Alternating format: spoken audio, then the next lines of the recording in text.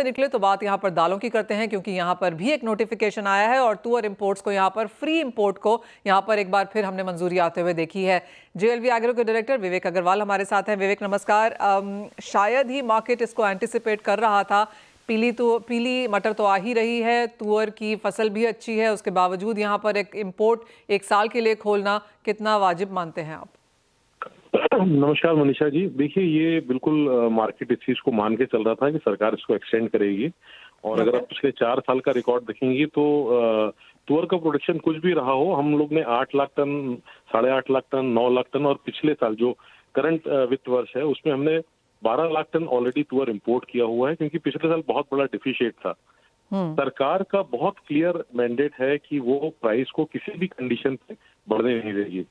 रही बात फार्मर्स के लिए, तो उन्होंने ये तय किया हुआ है कि वो एमएसपी पे पूरा का पूरा तुअर की जो क्रॉप है वो खरीदेंगे। इसकी सरकार ने कई बार घोषणा भी की है।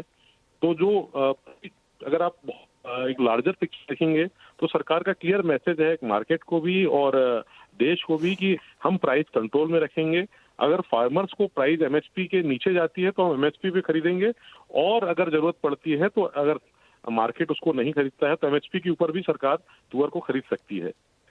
इसका जो दूसरा एक पहलू ये है कि हमारे पास बहुत बड़ी मात्रा में येलो पीज आया और उसके बाद तुअर की भी बड़ी मात्रा में इंपोर्ट हुआ। मार्केट थोड़ा सा डिप्रेस्ड है, थोड़ा क्या ज्यादा डिप्रेस्ड है।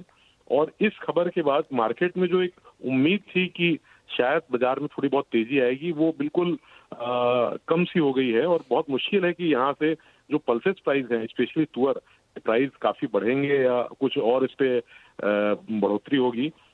विवेक, अगर हम पिछले साल के तुअर के प्राइसेस देखें तो यहाँ पर बहुत ज़्यादा तेज़ी थी, और उसके बाद जिस तरह से सरकार ने काफ़ी सारे स्टेप्स लिए इंक्लूडिंग इंपोर्ट्स, उसका असर तो प्राइसेस में आया ही है।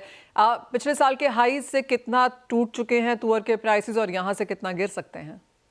देखिए, यहाँ से तो गिरने की संभावना नहीं है, क्योंकि ऑलरेडी बॉटम प्राइस आ चुका है। और ये पिछले बार भी जब हमने कोलंबो में अपने समिट पे चर्चा की थी उस पर डिस्कशन किया था, क्योंकि प्राइस यहाँ से घटने की संभावना नहीं है। लेकिन अब प्राइस बढ़ने की संभावना भी थोड़ी कमजोर हो गई है, क्योंकि इस बार हम एक्सपेक्ट कर रहे हैं 3.8 मिलियन टन की क्रॉप इस बार तुअर की आएगी और आ रही है, और काफी बड़ी मात्रा में हम ऑलरेडी इंपोर्ट कर चुके हैं। तो बाजार मोर और लेस स्टेबल रहेंगे मनीषा जी। और अगर पिछले साल की कंपैरिजन की बात करें तो मेरे ख्याल से मोर देन 20-30% प्राइस ऊपर से नीचे आ चुके हैं। और ये एक वो बॉटम प्राइस है जहां पे प्राइस स्टेबल रहेंगे, और सरकार का पूरा जो नीति निर्धारण है या जो इंपोर्ट पॉलिसी है वो उस पर ही डिपेंड करती है कि मार्केट स्टेबल रहे। इंडस्ट्री ने ये डिमांड रखी थी कि आप कुछ ऐसा मैकेनिज्म लाएं ताकि जो एमएसपी है उससे नीचे प्राइस इंपोर्ट ना हो सके।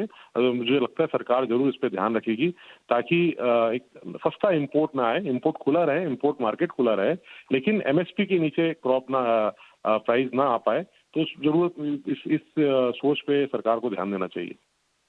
बहुत ही वैलिड पॉइंट है वो। सरकार क्या चाहती है वो तो काफ़ी क्लियर है, लेकिन जो इंडस्ट्री की मांग है कि ठीक है इंपोर्ट किया जाए, लेकिन इंपोर्ट एमएसपी के नीचे के प्राइसेस पे भारत में लैंड ना करे, इसके ऊपर अगर सरकार ध्यान देगी तो प्राइसेस में हम एक बहुत एक्स्ट्राऑर्डिनरी दबाव पड़ता हुआ नहीं देखेंगे। विवेक जी, बहुत शुक्रिया साथ जुड़ने के लिए और उस पर रिएक्शन भी देने के लिए। तो क्लियरली इंडस्ट्री से एक्सपेक्ट कर रही थी, लेकिन एमएसपी का ध्यान दिया जाए, ये भी एक यहाँ पर मांग है।